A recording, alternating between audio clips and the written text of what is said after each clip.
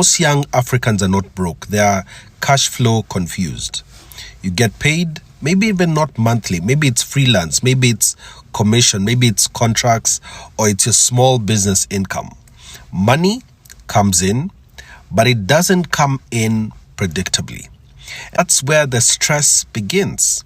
1 month feels abundant. The next month, it feels like you're struggling to breathe. So what do?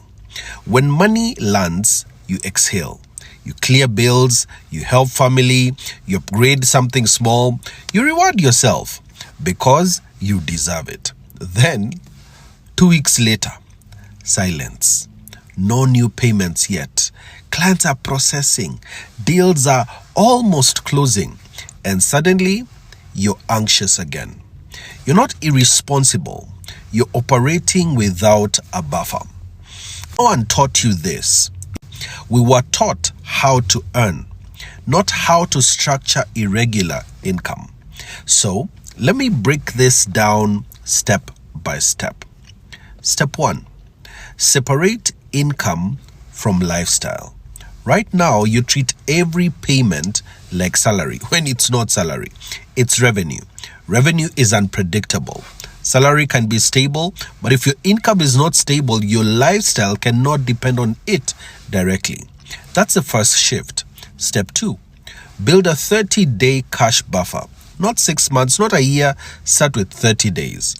Calculate your essential monthly expenses.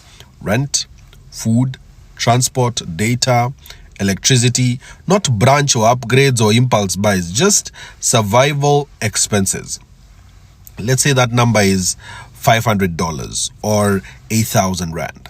Whatever your currency is, that number becomes your target. You do not touch it. You build it once and it sits there, quiet, stable, and emotional. And that is your personal payroll department. Step 3, when money comes in, you do not spend from it immediately. You refill the buffer first. Always, if the buffer is intact, you pay yourself a weekly salary from it.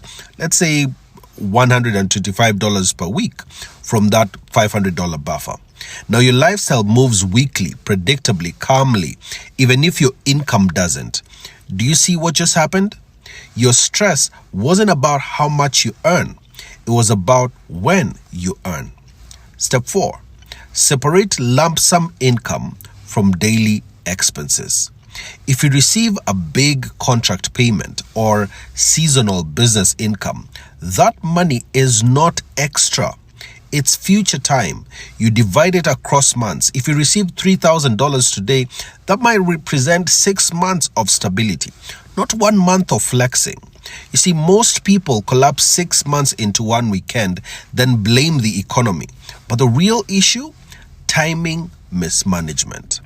I've seen young professionals earning more than their parents ever did, still anxious, still unstable because the structure is missing. Meanwhile, someone earning less sleeps peacefully because their buffer protects them. This is psychological safety.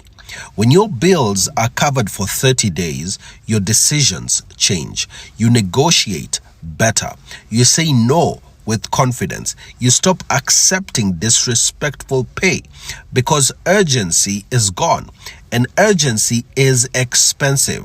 When you're desperate for this week's rent, you undercharge. When you're calm for the next 30 days, you think strategically, and that is real power. Now here's a deeper layer. If your income is irregular, you have 2 responsibilities: structure and expansion. Structure protects you. Expansion grows you. And this is where many young Africans are waking up. Traditional employment promised stability, but stability is not guaranteed anymore. Contracts come to an end, companies restructure, salaries delay. So relying on one stream without skills to create another, that's a real risk. Building a side business, learning sales, exploring structured models like network marketing is not about hype. It's about increasing inflow. But inflow without structure still creates chaos. So you need both.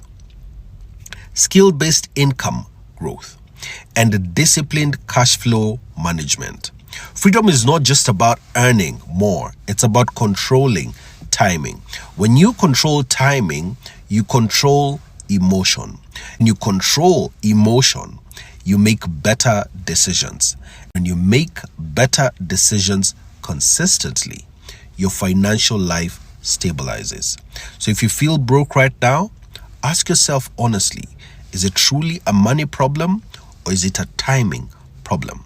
If you had 30 days covered, how differently would you show up tomorrow? Be honest. Which part of this feels uncomfortably true?